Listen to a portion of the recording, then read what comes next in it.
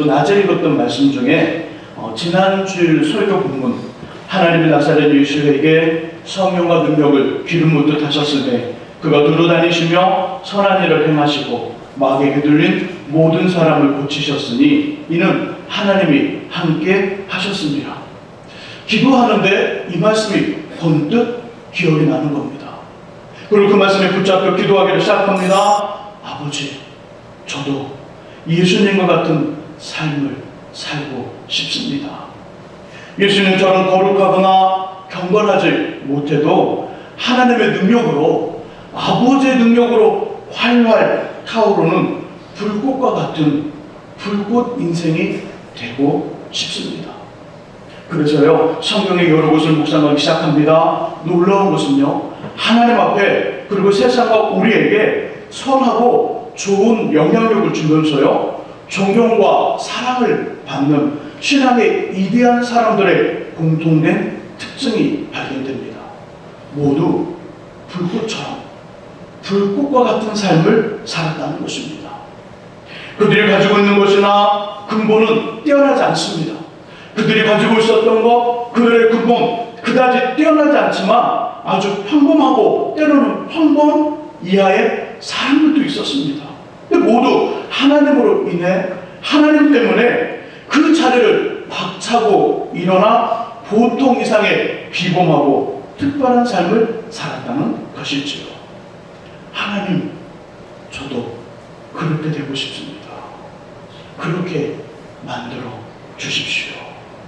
이런 소망으로 하나님으로 인해 세상을 위한 불꽃 인생 시리즈라는 설교가 나온 것입니다. 주보의 강구를 하면서요, 올해와 내년 두 번의 동일한 주제로 말씀을 전한 후 설교집을 내겠다고 이야기하면서 저만 뜨거운 것 아니야? 저만 뜨거운 것 아닐까? 우리 교회 성도님들은 지난주일이나 오늘이나 다음 주 동일한 주일 아침에 듣는 말씀으로 생각하는데 저 혼자만 뜨거운 것 아닐까? 이런 생각해 보았습니다. 정말 저 혼자만 뜨거운 것 아니지요? 네, 몇 분만 대답하는 걸 보니 약간 왔나 봅니다. 설사 그렇달지라도 저는 소망합니다. 하나님은 얼마든지 우리를 세상을 위한 불꽃 인생을 만드실 수 있다고요. 우리의 근본이나 우리의 환경이나 우리의 가진 것 하나님 바라보시고 그것 때문에 판단하시는 것이 아니라 하나님, 그분, 하나님 자체, 하나님이 우리를 얼마든지 불꽃 인생으로 만드실 수 있다. 이 소망이 있습니다. 이런 은혜가 우리들 안에 가득하시기를 주님의 이름으로 축복합니다. 자, 우리 본문의 말씀으로 들어갑니다. 우리 본문 14절을 함께 읽어보겠습니다. 14절 읽으시면서요, 오늘의 불꽃 인생 누구인지를 찾아보시기 바랍니다. 사람의 이름을 찾습니다. 우리 14절 같이 읽습니다. 하나님의 개가 오벳 에돔의 집에서 그의 가족과 함께 석 달을 있으니라. 여호와께서 오벳 에돔의 집과 그의 모든 소유에 복을 내리셨더라. 아멘. 자, 오늘의 주인공 누굴까요? 맞습니다. 오벳 에돔입니다. 오벳 에돔. 이 사람에 대한 이야기 많이 들어보셨나요? 이 사람에 대한 이야기 오벳 에돔 많이 알고 있나요? 아브라함, 이삭, 야곱, 요셉, 모세, 여호수아처럼 자주 접해보거나 소개받은 성경의 인물이 오벳 에돔은 아닙니다. 잘 소개받은 인물이 아닐 것입니다.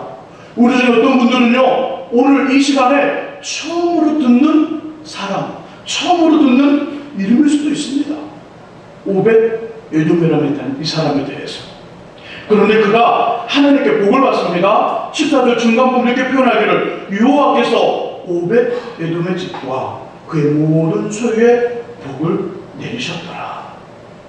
어떤 복을 받았을까요? 성경은 이 사람이 받은 복에 대해 어떻게 말씀하실까요? 하나님의 오벳 에돔과 그의 집과 그의 모든 소유에 복을 내리셨다는데 어떤 복을 받았을까? 오늘 한번 찾아볼까요? 우리 본문을 표시해 주시고요, 역대상 26장을 찾아보시기 바랍니다. 조금 뒤로 넘어가면 역대상 26장에 나옵니다. 구약성경 548쪽입니다.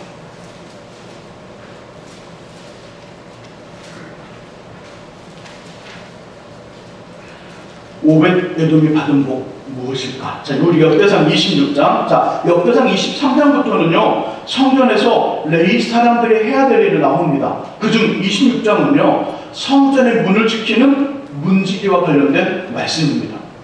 레위 사람들이 일을 할 때 성전에서 어떻게 성전의 일을 했냐면 24개의 반열, 그러니까 24개의 등급, 24개의 조직을 구성해서 일들을 합니다. 그리고 26장 4절에서 8절을 보면 오벳에돔과 그의 집이 받은 복이 등장합니다.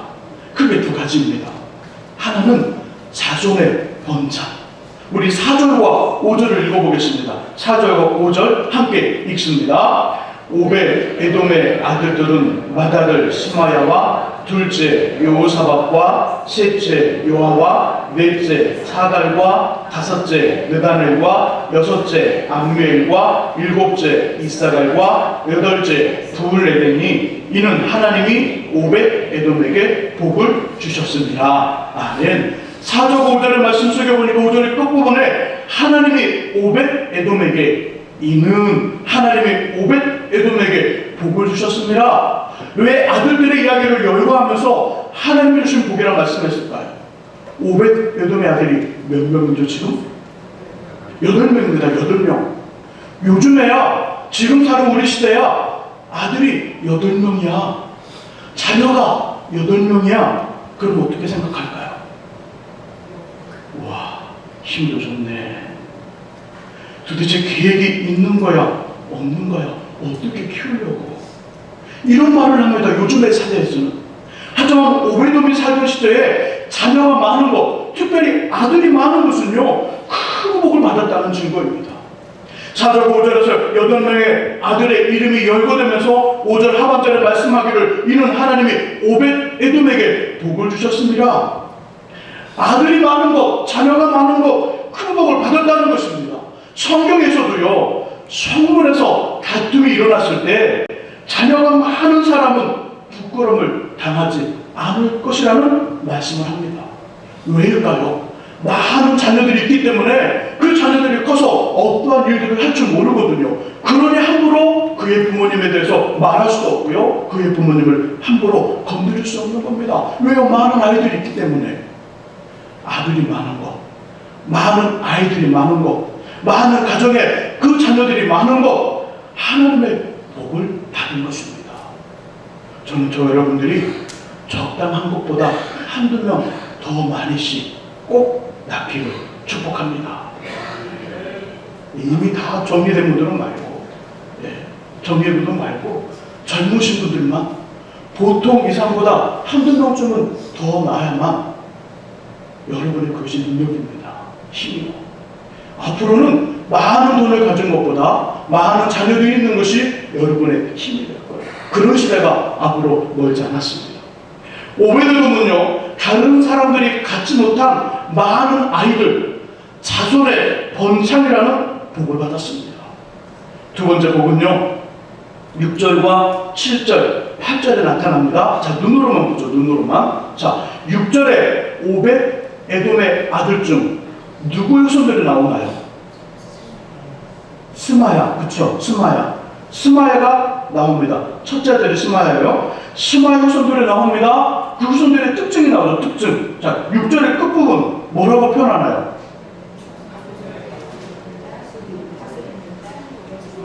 그렇죠. 큰 용사. 이들이 지금 레위 사람들입니다. 레위 사람들은요, 성전에서 일을 하는 사람들. 그런데 성경에 말하기를 스마야를 표현하고 그 후손의 특징이 뭐냐면 큰 용사라. 레위 사람인데 탁월한 군사적 능력을 갖췄습니다. 쉽게 말하면 칼을 잘 쓰는 거예요. 쉽게 말하면 힘이 센 거예요. 쉽게 말하면 싸움을 잘하는 것입니다. 이들이 무슨 일을 한다고요? 성전의 문을 지키는 문지기입니다. 성전 문지기. 그러니 큰 용사니까 성전 문지기를 잘할까요? 못할까요? 잘하는 거예요.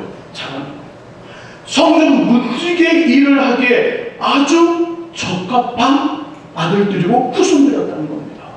6절입니다. 그것이. 자, 7절의 말씀 속에 보니까 끝부분에 뭐라고 말씀해요? 능력이 있는 자. 8절에서는요, 직무를 잘하는 자. 큰 용사요, 능력이 있는 자요, 직무를 잘하는 사람입니다. 곧 오벳 에돔과 그의 집이 하나님께 받은 복. 두 번째는요, 자손들이 괜찮습니다. 첫 번째 복이 자손의 번창 많은 자손들을 낳았는데, 두 번째 복이 그 낳은 자손들이 괜찮습니다. 자녀들이 좋다는 겁니다. 탁월한 능력을 갖추었습니다. 탁월한 능력을 부여받았습니다. 많은 재능을 부여받았습니다. 탁월한 능력을 갖추었고요. 아버지와 어머니와 선생님들이 넣어주는 대로 흡수합니다. 그 자녀들이 배우면 배우는 대로 잘 좋은 결과를 내놓습니다. 기대 이상의 결과를 만들어냅니다. 그래서 오벳 에돔에게서 난 자, 8절의 끝부분 몇 명으로 표현했을까요? 62명. 더 많이 나왔겠죠. 더 많이. 그런데 62명이라고 표현하면서 모두가 성전 문지기로서의 적합한 그 능력, 직무를 감당하는데 적합한 능력을 갖췄다는 것입니다. 한 집안에서 62명의 성전 문지기. 다른 사람들은요, 겨우 1명, 2명, 많으면 10명 조금 넘게 성전 문지기를 내었는데요, 오벳 에돔의 가정에서는 상상도 못할 많은 인원들, 62명이라는 많은 사람들이 성전 문지기로 일을 했습니다. 어떻게 태어나는 아이들마다 바탕이 좋을까요? 바탕. 우리의 소망 아닌가요? 우리의 소망. 우리의 자녀들이 태어나면서 하나님께 많은 재능을 부여받습니다. 많은 은사를 부여받습니다. 많은 은혜를 부여받습니다. 많은 재능을 가지고 태어납니다. 많은 달란트가 있습니다. 바탕이 좋습니다. 바탕이. 하나님이 오벳 에돔의 자녀들에게 그분들이 그런 복을 주신 거예요. 태어나는 아이들마다 바탕이 좋습니다. 심성이 좋아요. 마음이 착하고요. 하나님 향한 마음이 강합니다. 큽니다. 재능이 있습니다. 다른 가문에 비해 얼등한 자녀들이 태어납니다. 그리고 다른 집안에서는 꿈꿔보지 못할 많은 사람들이 성전의 문지기가 되었습니다. 어떻게 이런 일이 오벳 에돔의 가정에 일어날 수 있었을까요? 이유는 하나, 오벳 에돔이 하나님께 무엇을 받았기 때문에요? 복을 받았기 때문에. 오벳 에돔이 하나님께 복을 받았기 때문에 이런 일이 가능합니다. 하나님께 받은 복이 자신과 그의 후손들에게 그대로 전달되었기 때문입니다. 성경 우리에게 말씀하죠. 우리에게 주신 복과 은혜가 우리에게서만 끊어지는 것이 아니라 그의 부모님, 그의 1세대를 바라보면서 하나님은 그 복을 우리 후손들에게 그대로 내려주신다고요. 바로 오벳 에돔이 그런 인물이었습니다. 매우 평범했던 한 사람, 전혀 드러나거나 다른 사람들의 시선을 받지 않았던 인물이 성경에 기록이 됩니다. 성경에 기록이 되고요, 성경의 역사에 나타나며 우리들에게 읽혀지고요, 주요 인물로 등장하면서 교훈을 줍니다. 이 사람 때문에 그의 자손들, 후손들이 잘 됩니다. 태어나는 아이들마다 그 아버지, 할아버지 때문에 바탕이 좋고요, 많은 재능과 많은 달란트를 가지고 좋은 심성과 하나님을 향한 믿음이 그 속에 수많은 아이들로 좋은 후손들이 태어납니다. 평생 묻혀서 한 번도 세상의 빛을 보지 못하고 잊어진 존재로 살아가실 수 있었는데, 이 사람 오벳 에돔 때문에 세상에 가족들이 등장합니다. 후손들이 세상의 빛을 봅니다. 그리고 저와 여러분들에게 중요한 존재로 각인되는, 기억에 남는 소중한 사람이 되었습니다. 평범했던 보통 사람, 매우 평범했던 보통 사람 오벳 에돔을 그의 자녀들과 그의 가정과 우리에게 기억에 남는 불꽃이 되게 한 불꽃 인생 키워드는요, 하나님의 복입니다. 하나님의 복은요, 우리에게 주신 하나님의 복, 하나님 우리에게 복을 주시면요, 보통 사람을, 또한 보통 이하의 사람을 비범하고요, 특별한 인생과 삶으로 만들어 불꽃 인생으로 되게 하십니다. 오베드돔이 그런 삶을 살았거든요. 오베드돔 아직도 성경을 읽고 믿음의 삶을 걸어가는 사람들, 대부분의 사람들이 오벳에돔에 대해서 모릅니다. 그가 누구지? 한 번 들어본 것 같은데 그가 누굴까? 그런데 우리는 오늘 본문의 이야기 속에서 오벳에돔이 누군지를 알게 되었습니다. 이제 우리들의 기억 속에, 우리들의 기도 속에 오벳에돔은 하나님, 우리도 오벳에돔처럼 복을 주옵소서. 그래서 우리와 우리 자손들이 잘되게 해주십시오. 정말 놀라운 일들이 우리에게 나타나게 해주십시오. 복을 주십시오. 이제는 오벳에돔을 바라보면서 그를 기억하면서 기도하게 되었습니다. 기도할 것입니다. 우리에게 불꽃이 되어 나타났습니다. 그가 어떻게 불꽃 인생이 되었을까요? 하나님의 복을 받음으로 가능하게 된 것입니다. 하나님의 복으로 충만하시기를 예수님의 이름으로 축원합니다. 자, 그러면 어떻게 오벳에돔은 불꽃 인생이 되게 하는 하나님의 복을 받을 수 있었을까요? 오늘 본문이 그 답을 줍니다. 본문으로 다시 넘어와서요, 역대상 13장 13절과 14절을 읽어봅니다. 역대상 13장 13절과 14절 같이 한번 읽습니다. 같이 읽습니다. 다윗이 궤를 옮겨 자기가 있는 다윗성으로 메어드리지 못하고 그 대신 가드 사람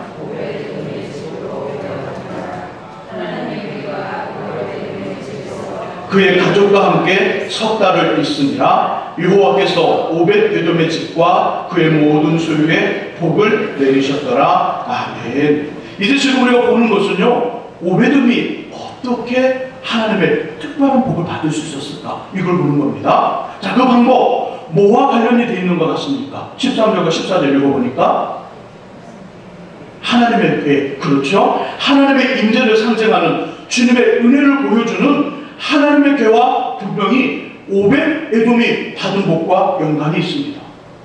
하나님의 궤가 그의 집에 석 달을 머물렀습니다. 하지만 단순히 궤가 집에 머물렀기에 복을 받았다고 말할 수 없습니다. 왜냐하면 오벳에돔의 집에 궤가 오기 전 아비나답이라는 사람이 있습니다. 아비나답의 집에 머물렀는데 그곳에서는 무려 20년이라는 긴 시간을 머물렀기 때문입니다. 오벳에돔의 집에서는요 3개월을 머물렀고요, 아비나답의 집에서는 20년을 머물렀습니다. 구약성경 사무엘상 4장 1절 이하를 보시면요, 이스라엘 사람들이 엘리 제사장 때 블레셋과 전쟁합니다. 그 전쟁에서 지고요, 하나님의 궤가 블레셋 나라로 넘어갑니다. 이 궤, 그 블레셋 땅에서 여러 가지 우여곡절을 겪은 후 다시 이스라엘 땅으로 돌아옵니다.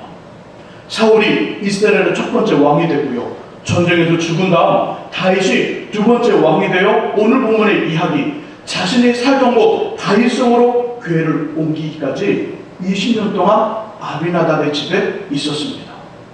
이제 옮기는 과정이죠. 오늘 보면 옮기는 과정입니다. 옮기는 과정에서 다윗은요, 궤를 옮기는 방법을 기록하고 있는 구약의 말씀 민수기처럼 하지 않아서 하나님의 진노를 받고요, 그 두려움으로 궤를 자신의 성으로 가져가지 못하고 오벳에돔의 집에 석 달을 머물게 합니다.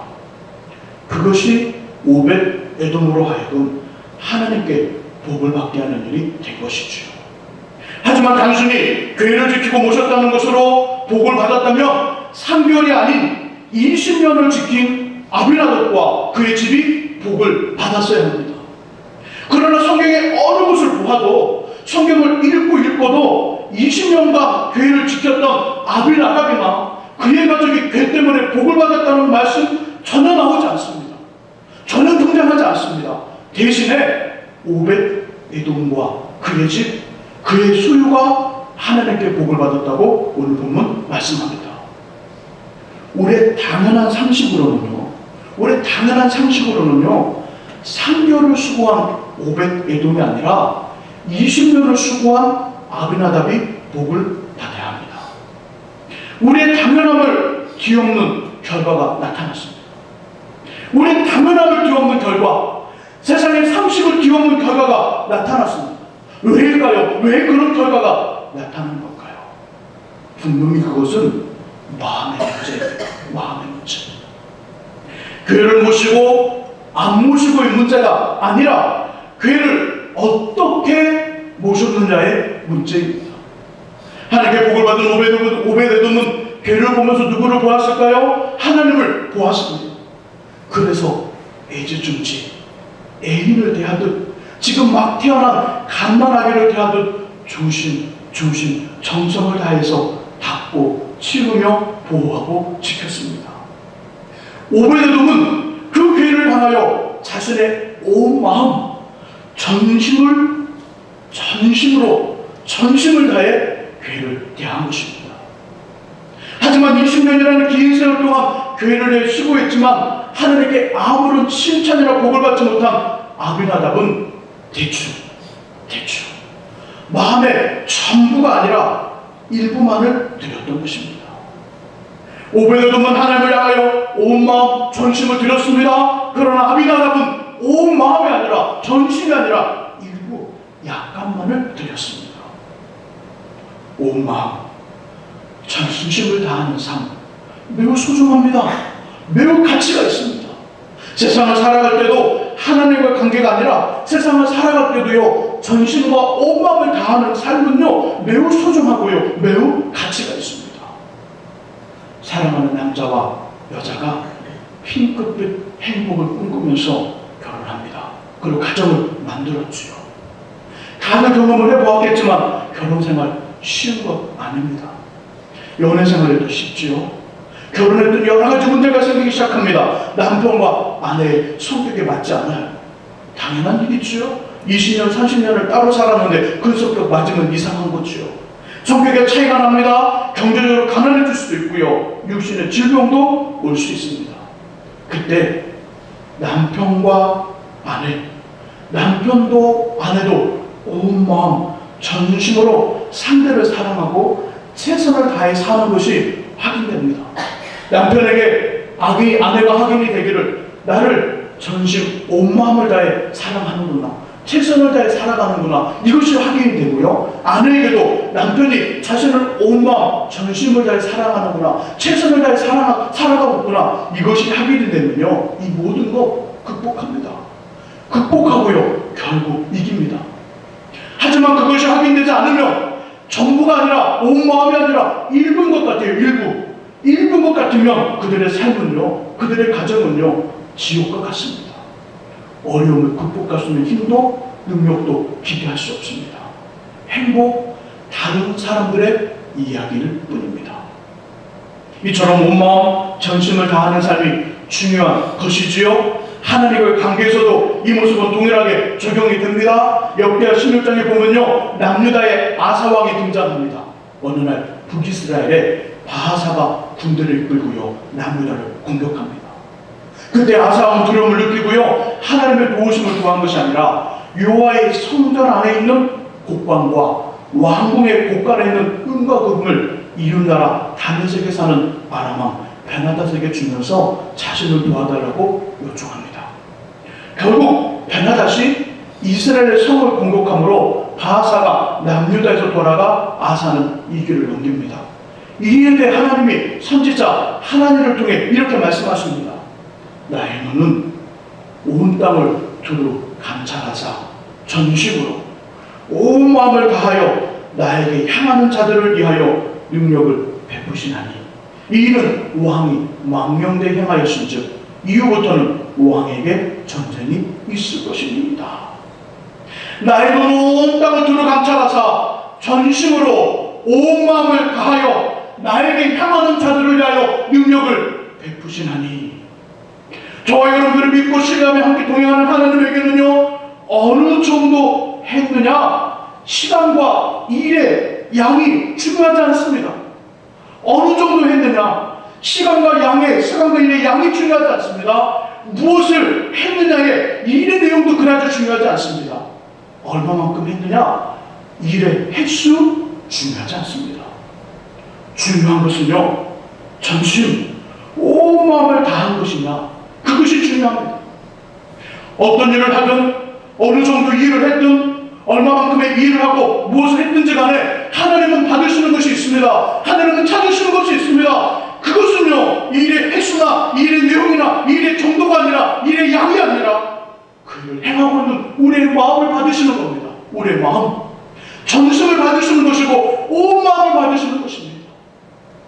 하나님은 온 마음, 전심을 다하여 자신 앞에 서 있는 그 자신 앞에 서서 행하는 사람들을 찾아 복을 주시고요, 그의 삶을 불꽃 인생으로 바꾸어 주시는 분입니다. 하나님에게는 그것이 중요합니다. 하나님은 그것을 받고 싶으신 것입니다. 하나님은 그 마음을 받기를 원하시는 것입니다. 온 마음과 전심을 다해 행하는 우리를 받기 원하시는 것이지 우리가 행하는 일이나 횟수나 양을 받으시는 것이 아닙니다. 내성마의 아들을 놓고요, 부르짖어 기도에 응답받은 성도님이 계십니다. 이 성도님은요, 해산할 날을 얼마 남겨두지 않고요, 양수가 먼저 터지는 바람에 서둘러 병원에 가 흡입 분만기로 아기의 머리를 잡아 당겨서 출산했습니다. 나았을 때는 괜찮은 줄 알았는데요, 기계가 아기의 머리를 너무 조이는 바람에 뇌에 상처를 입었고요, 내성마비가 걸렸습니다. 다른 애들은 다 잘 자라는데 이 아이는 내성마비가 걸려서 3살이어도 꿈쩍을 못합니다. 그냥 드러누워있는 전신마비 환자가 되었습니다. 그 어머니와 아버지가 너무나 고통스럽고 괴로워 불안하는데 전도를 받아 교회에 나왔고요, 하나님 말씀을 들으면서 그 안에 믿음과 용기가 생겼습니다. 어느 저녁 아기 어머니가 기도를 합니다.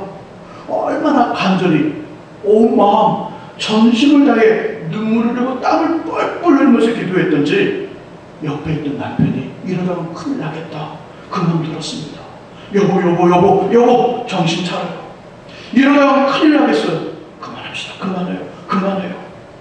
근데 이 여인이요, 그만두라는 남편의 말을 뿌리치고요, 죽게 아니면 살기로 매달려 부르짖고 기도하다가 성모님이 그 여인에게 임하였습니다.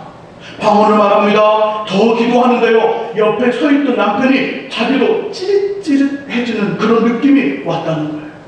그래서 부인과 함께 부르짖어 기도합니다. 서로의 기도가 전달되면서 밤새도록 온몸이 땀에 범벅이 되고요, 목이 쉬도록 부르짖어 어린 아들을 고쳐달라고 기도합니다. 놀라운 일이 생겼습니다. 그 다음날 아침에 모두 다 눈물에 젖고요, 땀에 젖어 기도를 마치고 어린 아이가 자는 방에 문을 열고 들어가니까요, 내성마비, 전신마비로 누워있는 이 3살 아이가 일어납니다. 일어나서 엄마, 아빠 그러면서 나오더라는 거예요. 하나님이 이들의 기도에 응답해 주신 거죠. 온 마음을 다한 기도, 전심의 기도에 불로써 응답한 하나님이 이 아이를 치료시켜 주시고요, 고쳐주신 것이고요. 하나님은요, 우리가 얼마의 일을 했는가, 무슨 일을 했는가, 어느 정도 했는가, 이걸 보시는 게 아니에요. 하나님은 전심, 온 마음을 다하여 자신 앞에 서 있는 사람들을 찾으시는 거예요. 그 사람들을 찾아 복을 주시고 그들의 삶을 불꽃 인생으로 바꾸어 주시는 분입니다. 하나님 앞에 온 마음, 전심을 들으시는 저와 여러분들이 될 수 있기를 주님의 이름으로 축복합니다. 이제 하나님께 우리의 온 마음, 전심을 드리는 방법을 잠깐 소개하면서 말씀을 정리하고 싶습니다. 하나님께 우리의 온 마음을 어떻게 드릴 수 있을까? 말씀을 준비하면서 곰곰이 묵상해 보았습니다. 또 다른 방법이 있을 것 같아요. 그러나 제가 묵상하면서 받은 방법 이것입니다. 하나님께 우리의 전심, 온 마음을 드리는 방법은요, 이것입니다. 오늘이 마지막이다. 오늘이 마지막이다. 이번이 마지막이다. 다음에는 또 다른 기회가 없다는 의식, 생각을 갖는 것입니다. 오늘 지금 우리가 드리는 예배가 우리에게 마지막 예배입니다. 오늘 지금 이 시간 드리는 예배가 우리 마지막 예배예요. 오늘 주일 오후 예배 우리 드릴 수 없어요. 이 시간이 마지막 예배예요. 마지막 기회입니다. 다음에는 기회가 없는 것입니다. 저와 여러분들의 삶에 마지막으로 듣는 말씀, 오늘 이 말씀이 마지막 듣는 말씀입니다. 부르는 찬송이 마지막 찬송이고요, 드리는 기도가 마지막 기도입니다. 드리는 예물이 마지막 이물이고요. 마지막 봉사입니다. 다음에는 기회가 없어요. 다음에는 예배 드릴 기회가 없고요. 말씀을 들을 기회가 없고요. 찬송할 기회가 없고요. 기도할 기회가 없습니다. 예배를 드릴 예배도 이 기회도 또 봉사할 기회도 없습니다. 나에게는 오늘이 마지막입니다. 이 시간이 마지막인 거예요. 어떤 마음이 들까요? 어떤 마음이? 어떤 자세가 될까요? 어떤 자세가? 만일 제가 전하는 말씀, 오늘의 설교가 제 평생의 마지막으로 전하는 말씀이고 마지막으로 인도하는 예배라면, 그리고 여러분들을 만나는 것이 마지막이라면 저는 어떻게 할까요? 이 자리에서 죽음을 각오하고요, 목이 터지라 외치고 전하며 부르짖을 것입니다. 똑딱 똑딱 하며 지나가는 1초 1초가 너무 아까울 거예요. 너무 아까울 거예요. 너무 아까울 거예요. 그러면서 저의 마음이 이렇게 되겠죠? 하나님이 찾아 복을 주시며 불꽃 인생이 되게 하시는 주님을 향해 온 마음 전심이 될 것입니다. 마지막 예배인데, 마지막 설교인데, 마지막 예배 인도이고 마지막 만남인데 제 마음에 그런 마음 안 가질 수 있겠어요? 가질 수밖에 없는 것이죠. 그것이 하나님 앞에 전심을 드리는, 온 마음을 드리는 방법입니다. 오늘이 나에게 주어진 마지막 예배, 마지막 기도, 마지막 찬송, 마지막 기회라고 고백하시며 전심, 온 마음을 하나님께 드리심으로 하늘의 복을 받아 우리 자신과 우리의 자녀들과 우선 우리 주변의 사람들에게 선하고 좋은 영향력을 주는 불꽃 인생이 되시기를 주님의 이름으로 축원합니다.